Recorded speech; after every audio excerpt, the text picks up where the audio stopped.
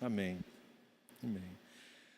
Fazer aquilo que a gente tem vontade, normalmente gera na gente muita satisfação. Eu não sei se você gosta de dormir até tarde, né? Mas eu gosto, me amarro. Quando eu voltei do retiro na terça-feira de madrugada, eu cheguei em casa, só fui acordar quase 2 da tarde do outro dia. É muito bom, eu pelo menos me amarro, né? Deixei o quarto todo escuro, você acorda sem saber que dia que é, onde que você está. Maravilhoso. Assisti uma série inteira da Netflix numa tacada só, né? Você bota lá Narcos, aí assiste uma vez só todos os capítulos. Ou então, no meu caso, surfar umas marolas maneiras, mas num lugar sem crowd. O meu problema é ter gente viva perto, é sempre perigoso, né? Eu tenho problema com essas paradas. Fazer aquilo que a gente curte muito, normalmente gera muita satisfação na gente, dá muito prazer, muita alegria. Mas nem sempre nossas vontades, se forem plenamente atendidas, elas vão gerar só consequências boas. Nem sempre, se a gente der asa à nossa imaginação, se a gente conceder, atender todos os pedidos do nosso coração, normalmente isso pode gerar consequências muito ruins. Por quê? Criaturas que foram afetadas terrivelmente pela queda também possuem desejos muito esquisitos, e que, se forem atendidos plenamente, vão gerar consequências muito ruins. Preste atenção, Jesus está ensinando os discípulos a orarem, passando os princípios do que deve permear uma oração, né? Ensinando a oração do Pai Nosso. E aí, no final da oração do Pai Nosso, lá em Mateus 6, versículo 13, Jesus fala o seguinte: olha só, peçam socorro a Deus para vocês não caírem em tentação. Como é que está lá? E não, no finalzinho da oração do Pai Nosso, e não nos deixe cair em tentação. Que fique claro que isso não significa que Deus tenta os seus filhos, de forma alguma. Um Deus santo não tenta os seus. Deus odeia o pecado e jamais conduziria alguém ao pecado. Jesus está ensinando aos seus discípulos a pedirem ajuda a Deus. Olha só, recorram a Deus. Não caiam em tentação, não entra numa de atender a todos os desejos malucos do coração de vocês, porque isso vai dar ruim. Ele está deixando bem claro, se você cair em tentação, isso vai te desviar do alvo, da vontade de Deus. E afinal, o que é tentação? Que a Bíblia tanto fala sobre isso. Você sabe mensurar, você sabe codificar, sabe conceituar tentação? Tentação é qualquer vontade, qualquer desejo que tenha a potencialidade de te afastar da vontade central de Deus para a tua vida. Qualquer coisa que tenha o poder de tirar Jesus de vista, de fazer você perder Jesus de vista e passar a prestar atenção muito em outra coisa, é tentação. Tem uma série de vontades que não causam esse problema na gente. Mas existem alguns desejos, algumas vontades, algumas cobiças, que só em pensar você já esquece até que é de Jesus. Então, tentação é essa inclinação natural que todo mundo aqui dentro tem para fazer algo que lá no fundo você sabe que é roubada, você sabe que é furada, mas o nosso coração enganoso diz para a gente desesperadamente que você não vai conseguir viver se não atender esse desejo. Vai, faz isso, experimenta. Todo mundo faz, só você que não faz. Você vai ficar aí sem fazer isso. No fundo, a nossa alma, a imago Dei, a imagem e semelhança de Deus implantada na gente, a gente sabe que é roubada. Mas uma outra voz fala: bicho, experimenta, experimenta. De onde vem isso? A fonte principal das tentações, ou seja, de nossos desejos pecaminosos, esquisitos, vem do porão da nossa alma, vem do nosso íntimo. Jesus falou que é do nosso coração enganoso e desesperadamente corrompido que partem todos os nossos maus desejos. As guerras, as imoralidades, os roubos, os assassinatos, as mentiras, tudo isso está no porão da nossa alma, em todo mundo aqui. E cada um tem a sua própria inclinação, a sua própria fonte de tentação. O que é um desejo tentador para mim, de repente para uma outra pessoa é repulsivo, não vai surtir nenhum tipo de tentação. Um vegano vê um local cheio de alface, o cara vai ficar maluco. Aquilo para mim já era repulsivo. Deixa o mato quieto lá, né? Pelo amor de Deus, né? Agora, ver aquele pedaço de carne fazendo barulhinho assim, ó. Eu me sinto um gatinho, né? A carne fazendo aquele... Eu vou na hora, cai para dentro. Para o vegano é repulsivo. Então, assim, cada um tem uma inclinação. Mas a gente pode ser pilhado a dar condição para ter. O problema não é ter tentação. O problema é você não ter o porão da alma cheio de parada sinistra. O problema é o que a gente faz com essas paradas, o que a gente faz com a tentação.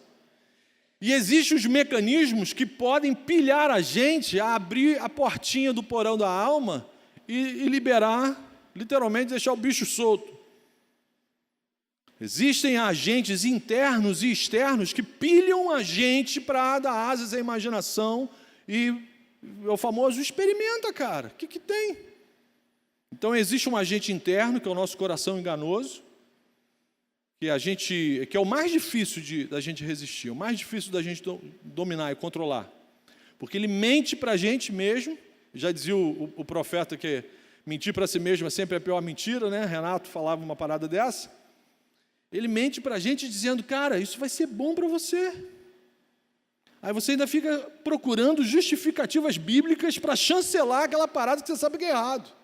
É verdade, Deus quer que eu seja feliz, eu vou fazer isso. E existe um agente externo que vai pilhar a gente para a gente cair em tentação. Quem é? É Satanás, fala, Satanás, Satanás. O diabo, o Saturi, o tentador, o catiço. Um dos apelidos dele na Bíblia é o tentador. Por quê? Qual é a missão dele? Vai, cara, experimenta. O que tem?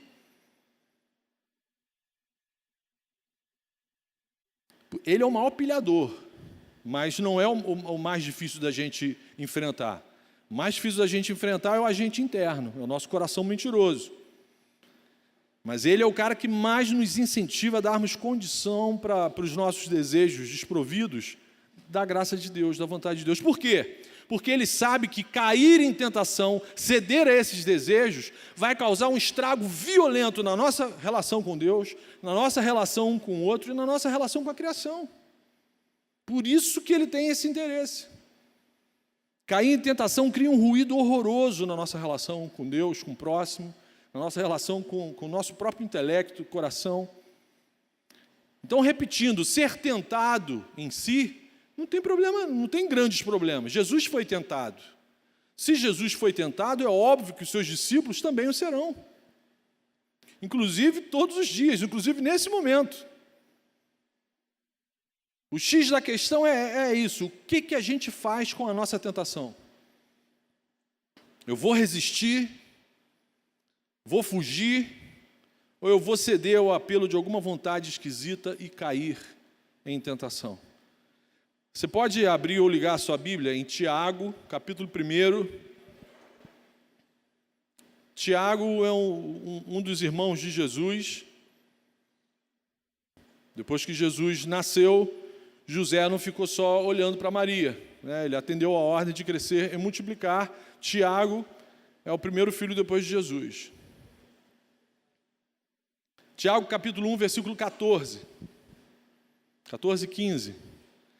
Posso ler? Cada um é tentado pela própria cobiça. Não existe tentação do outro, tá? Não existe assim, ele gosta tanto disso, eu fui tentado nessa parada também. Não, cada um é tentado na sua própria cobiça. Isso é teu, esse desejo aí é teu. Se nada contrário for feito, esse desejo vai te arrastar e te seduzir. Cada um é tentado pela própria cobiça, sendo por esta arrastado e seduzido. Não é algo ruim, é algo bom. Você foi seduzido, você foi encantado, você foi lubridiado, você foi enfeitiçado por algo que existe dentro de você. Então a cobiça, tendo engravidado, ela fez um negócio maneiro em você que você ficou grávido. E aí, se você não fizer nada contrário para barrar essa gravidez, para literalmente fazer um aborto disso aqui, você vai dar à luz, sabe o quê? Ao pecado. E aí o pecado, quando nasce, ao invés de ele falar mamãe, ele fala morte. Ah, deu ruim. Qual o seu nome, criatura? Legião, vim te pegar. Então o cerne do problema é o que a gente vai fazer com esses desejos, com essa cobiça que tem o poder de arrastar e de seduzir a gente. Foi atribuído a Martim Lutero, não sei se é verdade, depois que a gente morre, o pessoal diz que a gente fala uma porção de coisa e a gente não tem como se defender, né? Mas assim, atribuíram a Martim Lutero a seguinte frase, tem a ver com isso que eu estou falando. Não tem como a gente impedir um pássaro de pousar na nossa cabeça, né? Você está andando, indo para a faculdade, de repente vem aquele urubu e pousa na sua cabeça. Não, melhor, vamos mudar o passarinho, né? Um canarinho belga, vem um canarinho belga e pousa na sua cabeça. Você não tem como impedir isso, mas você tem como impedir que ele faça um ninho. Essa é a parada. Você não tem como impedir, a Bíblia fala que o nosso porão da nossa alma está cheio de desejos esquisitos. Então não tem como a gente impedir que durante um dia, alguns desejos esquisitos passem aqui pela nossa cabeça. Mas você tem plena condição de impedir que esse canarinho belga misturado com urubu faça um ninho na sua cabeça. Como descendentes de Adão, é impossível que o nosso coração não produza esses desejos contrários à vontade de Deus. Isso está no nosso DNA. Para o não cristão, o cara que não teve nenhuma experiência com Cristo, para a pessoa que ainda não ama Jesus, que ainda não se importa com os valores do reino, tentação não é, entre aspas, nenhum tipo de problema para ele, não tem nem crise. Ele nem consegue discernir que ele está sendo tentado. Ele olha uma parada assim, se der mole eu traço. Sem crise. Agora, pecado é sempre problema, até para o não crente, pecado é sempre problema. Mas o não crente, ele cai em tentação amarradão. Na verdade, ele é regido, ele é controlado, saca? O joystick fica na mão da tentação, dos desejos doidos, e fica, dá patinha, deita, finge de morto, vai lá na faculdade, isso, agora cola na prova, agora vai perder de ano, O cara é regido, o senhor da vida de um não crente são os seus próprios desejos desprovidos da graça de Deus, desprovidos da vontade de Deus. São desejos, às vezes até lícitos, que vão se tornando tiranos na vida do ser humano, e ele é guiado, igual um zumbi do Walking Dead, por esses desejos.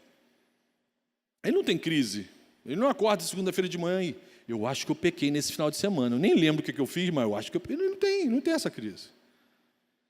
Para o cristão verdadeiro, para o cristão que busca de verdade uma vida que agrada a Jesus, aí sim, cair em tentação se transforma em algo terrível, uma tragédia. Porque um cristão verdadeiro sabe que cair em tentação vai gerar tristeza, vai gerar dor, vai gerar sofrimento. As pessoas que me amam vão se entristecer, eu vou entristecer o Espírito Santo, vou entristecer minha comunidade da fé. Então é por isso que Jesus nos ensina na palavra dele, que a gente precisa, primeiro estar ligado, estar vigiando, orar e vigiar, e fica esperto. É o mesmo lema dos escoteiros, sempre alerta. Crente boca aberta é presa fácil, para quem é na própria tentação. Ih, não prestei atenção, pecou, mané, bobão, boca aberta. Você tem que estar ligado, esperto, sagaz. Jesus falou que a gente tem que ser pacífico como uma pombinha, nem os urubu, pacífico como uma pombinha e sagaz como uma serpente. Serpente deixa alguém pisar nela? É ruim, ela morde antes. Hein? Você tem que ficar esperto.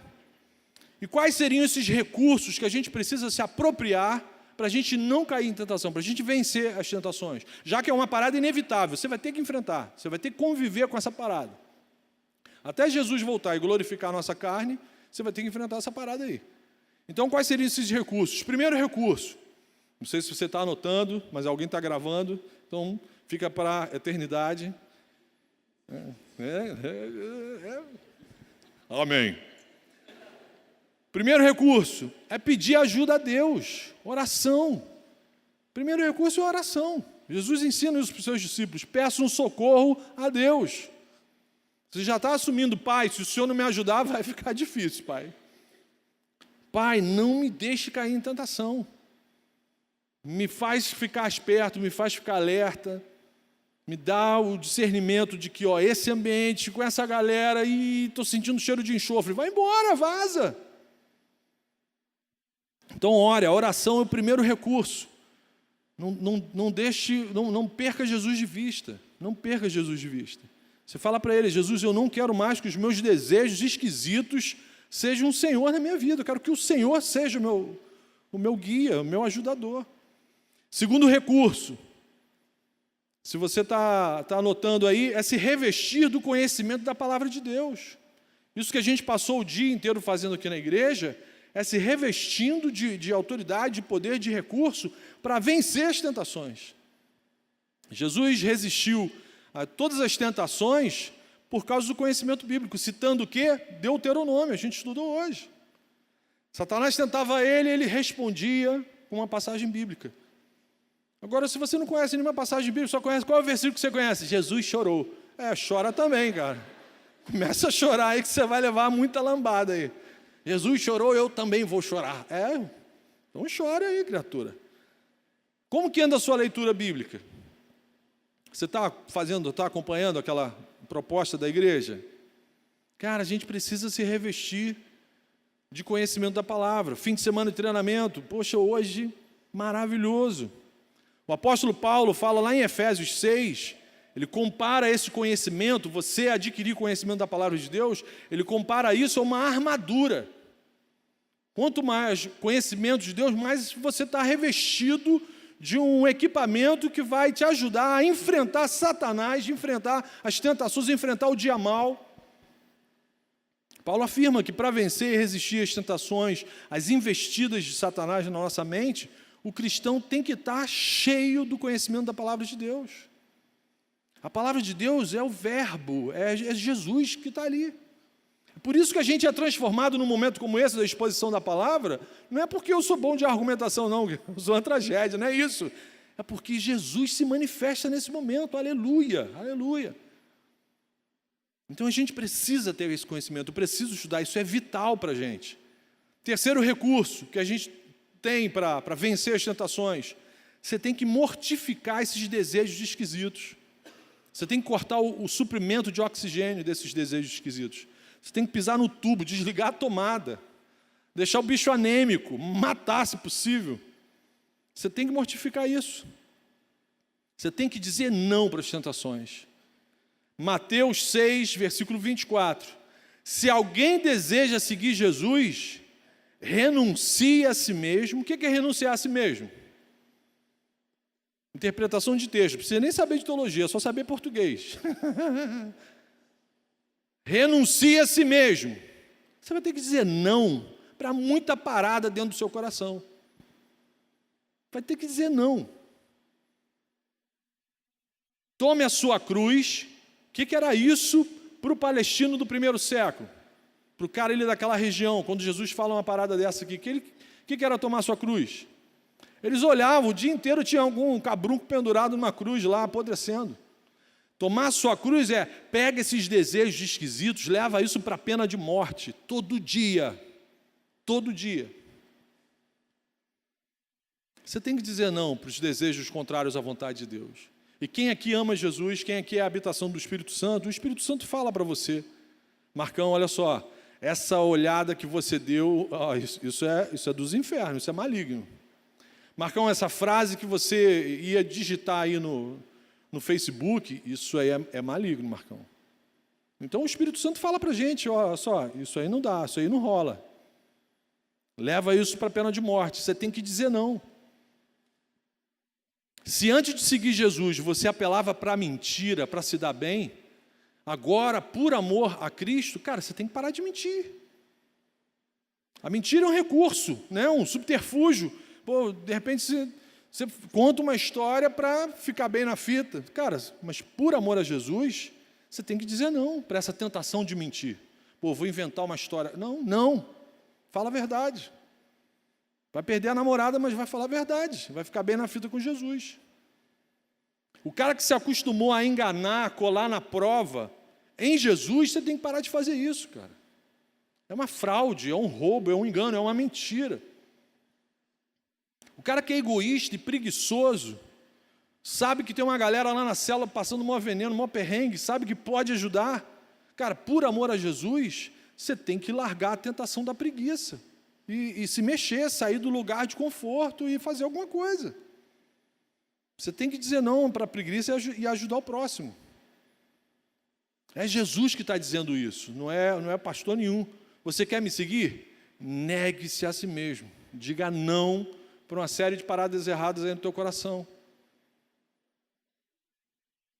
Vai ter muita coisa no nosso coração que a gente vai ter que dizer não.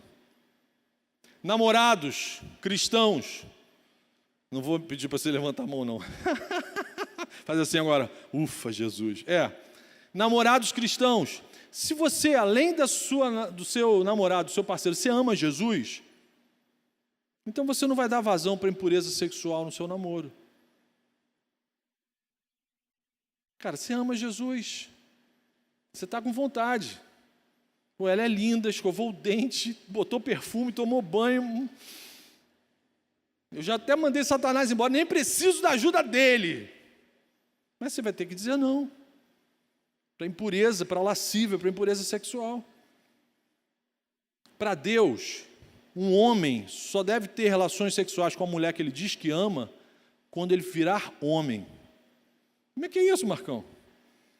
Está lá no primeiro livro da Bíblia. Se você souber ler, depois você vai lá no Gênesis. Deixará o homem pai e mãe, e se unirá à sua mulher. Esse se unir é fazer aquela parada maneira que, né? E se unirá à sua mulher. Deixará pai e mãe. Ou seja, você consegue deixar pai e mãe? Você já consegue se sustentar? Você consegue pagar uma conta de luz, conta d'água, comprar uma paradinha maneira, botar dentro da geladeira? Você já conseguiu comprar uma geladeira? Não precisa nem comprar a cama, só botar um colchãozinho maneiro, né? Densidade, como é que é uma espuma boa aí? Molas ensacadas, é melhor ainda, com molas ensacadas. Comprou isso, dá glória a Deus e deixa o pai e a mãe. Conseguiu deixar pai e mãe? Aí você virou homem. Aí você pode assumir um compromisso de amor, de responsabilidade com a sua namorada, pode levar ela para o altar, pode casar com ela. Faça isso primeiro. E aí depois, copule muito. Biblicamente, de preferência, muito. Dá glória a Deus aí, boca de concreto, né? Glória a Deus, Jesus. Se antes não pode fazer nada, depois que casa, você separou por quê? Né? Antes disso acontecer, segura a sua onda, cara, para não cair em tentação. Aí o cara falou ali, amém, estou contigo. Isso aí, amém. Antes de casar, segura a onda. Mas depois que casou, lambe os beiços. E dá glória a Deus e vai. Segura na mão de Deus e vai. Agora, o negar a si mesmo, esse negar a si mesmo, que vale para uma pessoa com desejos sexuais heteroafetivos, também vale para uma pessoa com desejos sexuais homoafetivos. O negue-se a si mesmo é igual para todo ser humano. É igual para todo ser humano. E é possível sim, alguém ter uma experiência real com Jesus, ter se convertido de verdade, mas continuar tendo desejos, inclusive sexuais, homoafetivos. Por quê? O pecado desorganizou a gente todo. O pecado chacoalhou tudo aqui. Desorganizou nossos afetos, desorganizou nosso intelecto, por isso tem gente que é carpetiano. Desorganizou o nosso amor, desorganizou a nossa sexualidade. Fez um estrago, amiguinho. Agora, não é porque o pecado fez esse estrago que você vai falar assim, Deus que me fez assim. Nosso problema não é a nossa sexualidade, nosso problema é a nossa santidade. Quanto mais eu buscar uma vida santa, uma vida próxima de Jesus, uma vida no centro da vontade de Deus para a minha vida, Ele organiza os meus afetos, Ele organiza a minha sexualidade, Ele me dá força para eu dizer não para as paradas erradas. Nosso problema é de santificação. E santificação é uma questão de amor. Se eu amo Jesus de verdade, eu vou me santificar. Eu vou falar não. Eu vou falar para minha namorada assim, cara, não bota aquele perfume não, por favor. Mas por quê, amor? Por favor, não pergunta mais nada, só não bota. De preferência, nem escova o dente. Ficar com aquele bafão de onça, né? Não, onça não pode, que também que é sensual demais. Aquele bafão de urubu. Não sei nem se o urubu tem bafo, mas só come coisa ruim, deve ser horrível. Graças a Deus, na odontologia a gente não atende urubu, né? Glória a Deus. Quanto mais eu me santifico, mais perto de Jesus eu fico. Preste atenção no que o apóstolo Pedro... dá para você abrir a sua Bíblia então? São 3 versículos, mas são muito maneiros. 1 Pedro, primeira epístola de Pedro, capítulo 1, versículo 14, 15 e 16. O apóstolo Pedro falando sobre esse assunto.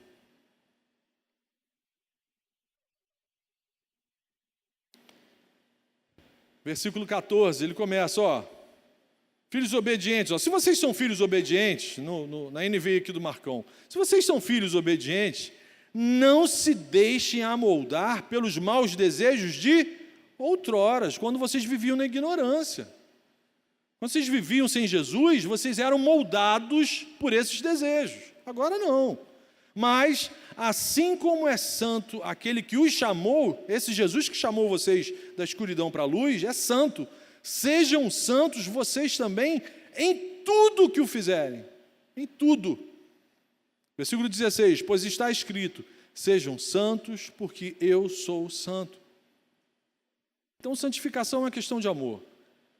Se eu amo Jesus de verdade, eu vou fazer de tudo para dizer não para a tentação. Mas a Bíblia também me ensina que algumas tentações, a orientação vai ser fugir, não vai ser resistir.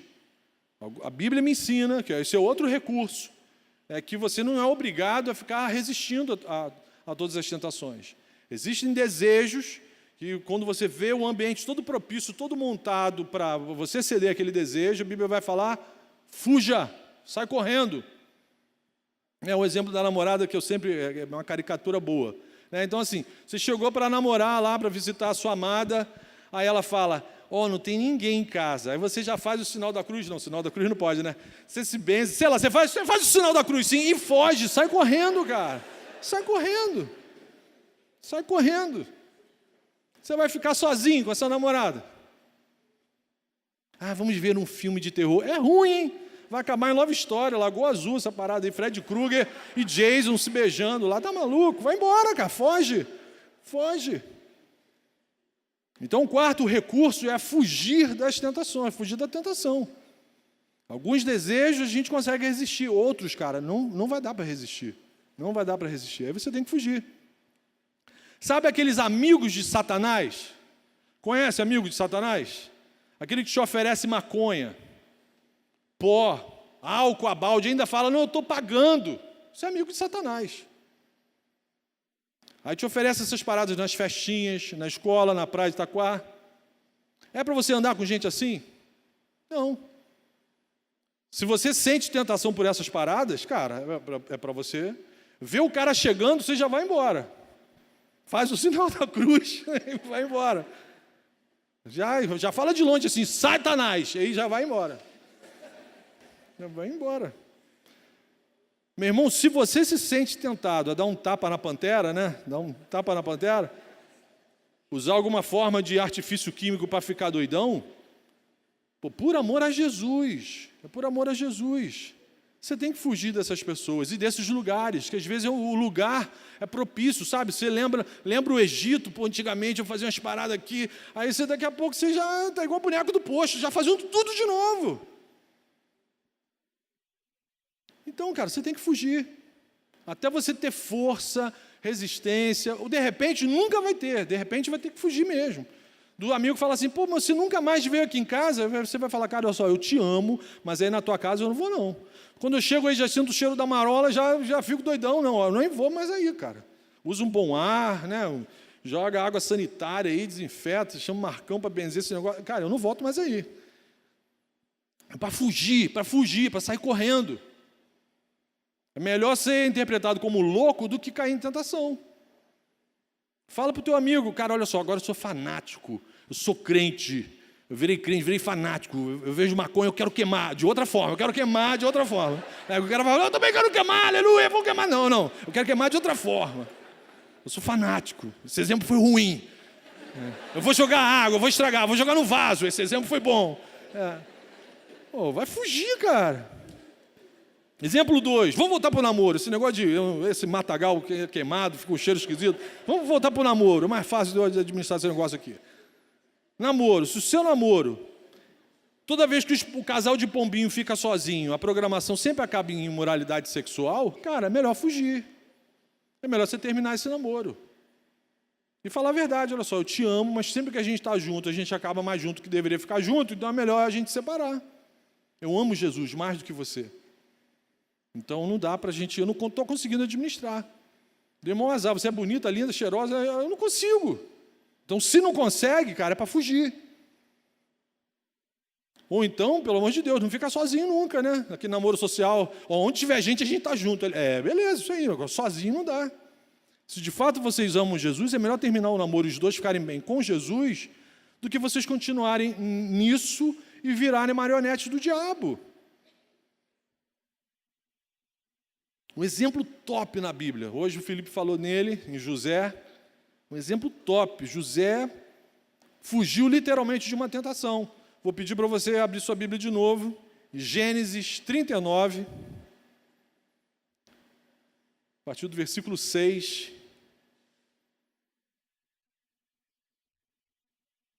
Cara, isso aqui é difícil, cara. É muito difícil. É muito difícil. Mas a gente vai ver como que José conseguiu fazer essa parada aqui. Gênesis 39, 6. José era atraente e de boa aparência. O que a Bíblia está dizendo? Esse cara era bonitão, podia ser pegador. Sabe aquele cara que chega na festa que você olha assim e vou embora, já era, não vou fazer mais nada aqui. Tchau, valeu. Sabe aquele cara bonitão, quando chega na festa você falou, perdi. José era esse cara. Olha o que a Bíblia fala, ele era atraente, ele era um gato mesmo, de boa aparência. 7. E depois de certo tempo, a mulher do seu senhor começou o quê? A cobiçá-lo e o convidou. Olha, direto e claro, venha. E o que está escrito aí na sua Bíblia? O que está escrito aí na sua Bíblia, criatura? Deite-se comigo. Ela queria furunfar com José.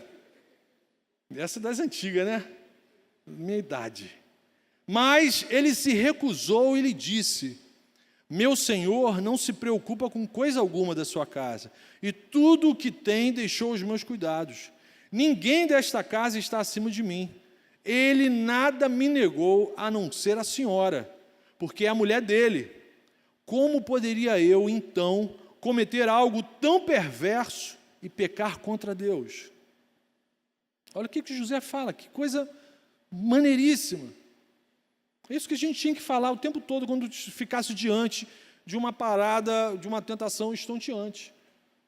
Versículo 10.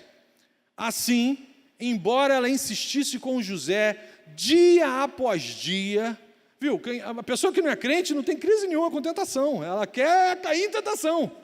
Dia após dia, ele se recusava a deitar-se com ela e evitava o quê? Ficar perto dela, eu vou evitar. Versículo 11. Um dia ele entrou na casa para fazer suas tarefas e nenhum dos empregados ali se encontrava. Satanás preparou o ambiente. Agora a onça vai atacar. Versículo 12. O que aconteceu?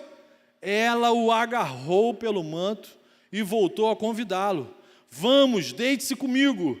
Mas ele fugiu da casa, deixando o manto na mão dela. Fugiu. Olha, coitado, depois ele ainda foi para a prisão por causa disso. Mas ficou bem com Deus. Ficou bem com Deus, ele não caiu em tentação. Não liga para a barata, não. Ela só está querendo desviar a sua atenção. Um insetozinho, coisa cândida, gospel, e está voando ali. A resposta que José deu para a esposa do seu patrão, presta atenção aqui em mim, não se distrai não. A resposta que José deu mostra o que ele construía na mente, no coração dele, para não cair em tentação. Então José, em primeiro lugar, ele sabia que o pecado é o quê? É uma perversidade. Pecado é algo perverso contra Deus. Se Deus é santo, qualquer coisa que é contrária à santidade de Deus é algo perverso. Como poderia eu, então, cometer algo tão perverso? Se eu me relaciono com Deus Santo, como é que eu vou pecar contra esse Deus? Se fosse, ao invés de José, se fosse o João Cavalcante, ele ia falar o quê para aquela mulher? Você é burra? Como que poderia pecar contra um Deus Santo? Está maluca? Então a mente de José estava preparada para não cair em tentação. Ele conseguiu ver além do engano do pecado.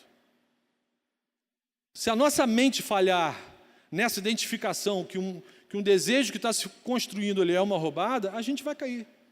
A gente vai cair. Um desejo mau, depravado, destituído da graça de Deus, se isso não for identificado muito rápido no nosso coração, a gente vai cair naquele famoso, o que que tem? Tem ninguém vendo, todo mundo faz, né? Ela está me dando mole, essa coroa está me dando mole, o patrão está trabalhando, está lá, jogando golfe. Não. Gente, a nossa mente precisa ter sempre a certeza do quanto o pecado é algo repugnante. Você tem que ter essa certeza, para não flertar, para não pensar, para não achar que é possível fazer e ficar de boa. Você tem que ter certeza o quanto Deus odeia o pecado. E o certo era a gente odiar também, com a mesma intensidade, de trincar dente, quebrar a restauração, ter que procurar lucão depois para consertar. Com ódio do pecado. Por isso que a gente precisa ser discipulado. Eu preciso ter um irmão mais antigo na fé colado em mim para mudar a minha cosmovisão, mudar a lente dos meus óculos, o que eu uso para enxergar o mundo, para eu entender o que é repugnante para Deus. Eu preciso ser confrontado com as minhas tentações. Um irmão mais antigo na fé precisa falar: Marcão, olha só, isso é roubada, Marcão. Esse tipo de piada, esse palavreado, essa olhada que você deu ali na praia, isso é pecado, cara. Pô, eu achava que todo mundo fazia isso. Uma vez no discipulado, lá na França, quando eu perguntei sobre aquela parada de, você se permitiu acessar pornografia, não sei o quê, aí a pessoa olhou para mim, claro. Claro não, escuro. Todo dia, quando eu termino meu serviço lá para as 18h30, eu fico passando tempo vendo material pornográfico. Eu falei: você está maluco? Mas vocês não veem, não? Na cabeça dele, ele achava isso normal. Se não fosse o discipulado, quantos anos ele ia ficar caminhando aqui com a gente, achando que isso era normal? Então você precisa ser confrontado. Você precisa, e onde que isso vai acontecer? Preferencialmente no discipulado. Você não vai falar isso na célula, né? Gente, olha só. Não vai, né? Pelo amor de Deus, né? Nosso coração enganoso luta o tempo todo para fazer essas paradas parecerem algo normal. É normal. Tanto o diabo como o nosso coração quer que a gente creia num Jesus bobão, num Jesus progressista, um Jesus que fica nessas passeatas aí com camisa colorida, um evangelho do caminho largo. Tanto Satanás como o nosso coração quer que a gente creia no evangelho caminho largo. Essa dupla dinâmica do mal sopra na nossa mente o tempo todo. Jesus sabe o que está se passando na sua vida. Jesus sabe o que você está sentindo. O que tem você se satisfazer dessa forma? Foi Ele que te fez assim. Aí você até chora. E muita gente cai e propaga essa pregação maligna. Quantos aqui já não escutaram amigos falando isso? Eu faço essa parada assim, porque Jesus me fez assim. Ele quer que eu seja feliz dessa maneira. A sua religião, aquele pastor lá com camisa esquisita, que fica colocando esse peso na sua cabeça.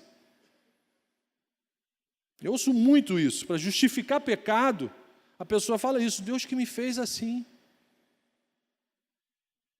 É óbvio, Deus nos criou à sua imagem e semelhança. Mas a queda desorganizou tudo, já falei isso para vocês. Deus me fez humano, mas o pecado me desumanizou. Você consegue acreditar mesmo nessa parada que, Deus me fez assim, então Ele vai aceitar na boa quando tiver vontade de mentir? Porque a Bíblia fala que nós somos mentirosos. Né? Se Deus me fez, E eu sou mentiroso, logo ele me fez mentiroso, então ele tem que aceitar o fato de eu ser mentiroso. É isso? É essa equação? Você acredita mesmo que Deus vai aceitar na boa essa vontade de não se importar com ninguém, esse egoísmo crônico, você só se importa com o seu umbigo? Deus que me fez assim, Deus me fez egoísta, não vou pensar em ninguém, que se dane o mundo. É isso mesmo? Essa vontade até de assassinar alguém. Pô, essa semana eu tive algumas vontades assim. Você pega os noticiários, aí você vai vendo lá, não sei o que lá Maia, não sei o que lá Gilmar. Eu fico com vontade, sim. Até me imagino fazendo.